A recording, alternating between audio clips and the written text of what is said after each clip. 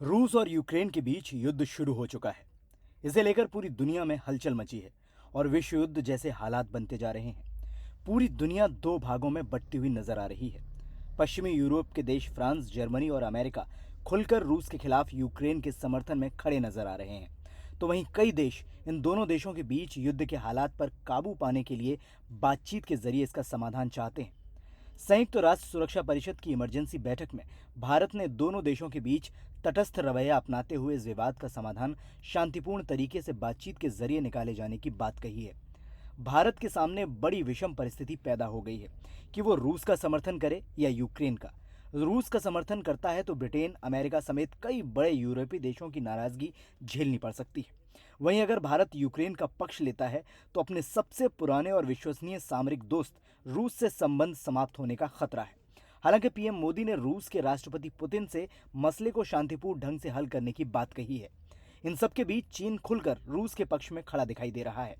सबसे अधिक चौंकाने वाली बात यह है कि पाकिस्तान के प्रधानमंत्री इमरान खान अपने प्रमुख मंत्रियों के साथ रूस पहुंच गए हैं। अभी लगभग एक साल पहले भी रूस पाकिस्तान के साथ सैन्य अभ्यास कर चुका है। रूस की पाकिस्तान से नजदीकी भारत के लिए चिंता का विषय है। भारत के लिए अमेरिका और यूरोप के प्रभुत्व में रूस को छोड़ना हितकर नहीं होगा। दोनों देशों के बीच युद्ध से भारत के कच्चे तेल और प्राकृतिक गैस के आयात पर भी प्रतिकूल प्रभाव पड़ेगा, जिसके चलते भारत में महंगाई जैसी समस्याएं उत्पन्न हो सकती हैं। दोनों देशों के बीच उपजे हालात को लेकर भारत के विदेश मंत्री एस जयशंकर ने फ्रांस के एक समाचार पत्र ले फिगारो के साथ हुए साक्षात्कार में कहा कि यूक्रेन और रूस के बीच जारी गतिरोध की जड़ें सोवियत के विघटन के बाद की राजनीति में हैं। उन्होंने कहा कि यूक्रेन के साथ रूस के बीच बने इस हालात को लेकर वर्तमान तनाव नाटो के विस्तार और यूरोपीय देशों के साथ रूस के बदलते संबंधों में भी है। ये पिछले 30 साल में बनी जटिल परिस्थितियों का परिणाम है जो आज युद्ध के हालात बन गए हैं। उन्होंने कहा कि शांति बनी रहनी चाहिए, युद्ध किसी समस्या का समाधान नहीं है और फ्रांस की तरह कई सक्रिय देश इस मसले के कूटनीतिक समाधान की मांग कर रहे हैं। उधर रूसी सेना ने यूक्रेन के अलगाववादियों से मिलकर बमबारी पर यूक्रेन के कई नागरिकों को मार डाला है और रूसी सेना राजधानी कीव के नजदीक पहुंच गई है। उधर यूक्रेन ने भी रूसी लड़ाकू विमानों को मार गिराने का दावा किया है। ब्रिटेन के प्रधानमंत्री बोरिस जॉनसन का कहना है कि रूस दूसरे विश्व युद्ध के बाद यूरोप को सबसे बड़ी जंग की तैयारी कर रहा है। इसी बीच भारत के विदेश मंत्री एस जयशंकर ने चीन को लेकर बड़ा बयान दिया है। उन्होंने जर्मनी में हुए म्यूनिक सिक्योरिटी कॉन्फ्रेंस में माना है कि इस समय भारत और चीन के रिश्ते बेहद मुश्किल दौर से गुजर रहे हैं।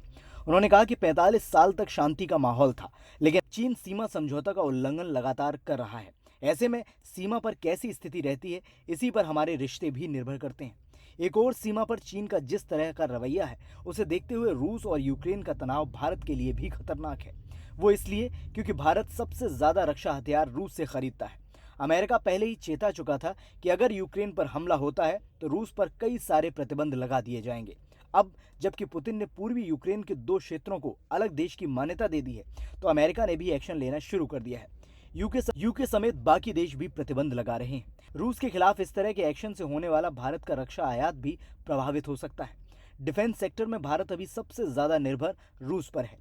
स्वीडिश संस्था Stockholm international peace research institute के मुताबिक भारत 49% हथियार रूस से आयात करता है, यानी भारत के पास आधी मिलिट्री सप्लाई रूस से ही आती है। रिपोर्ट बताती है कि दुनिया में सबसे ज्यादा रक्षा हथियार खरीदने वाले देशों में भारत दूसरे नंबर पर है। पहले नंबर पर 11% हिस्सेदारी के साथ सऊदी अरब पहले नंबर पर है। भारत ने रूस के साथ S-400 मिसाइल सिस्टम और AK-203 असॉल्ट राइफल के लिए भी रूस से डील की है। कुल मिलाकर यूक्रेन और रूस के बीच युद्ध भारत के हित में नहीं है, क्योंकि भारत के पड़ोसी देश चीन और पाकिस्तान इस मौके का प्रयोग भारत के खिलाफ करने से नहीं चूकेंगे। यहाँ भारत के लिए कठिन समस्या ये है कि भारत ऐसे हालातों के बीच नेहरू की गुटनिरपेक्ष नीति के अनुसार ज्यादा समय तक तटस्थ नहीं रह सकता है।